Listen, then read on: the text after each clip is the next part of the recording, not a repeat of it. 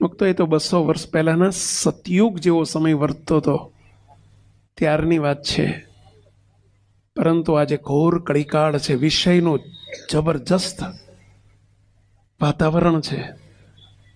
આજના 10 વર્ષના બાળકોને શીખવવું ન પડે કે વિષય ભોગ કેવી રીતે ભોગવાય.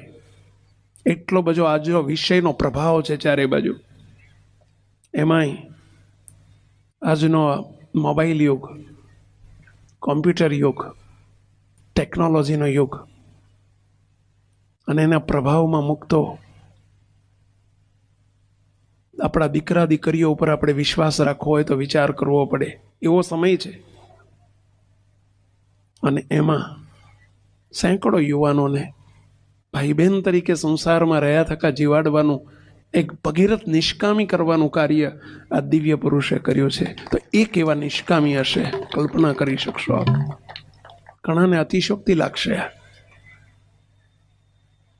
મુક્તો અહીં બેઠેલા છે, એવા મુક્તો અહીં બેઠેલા.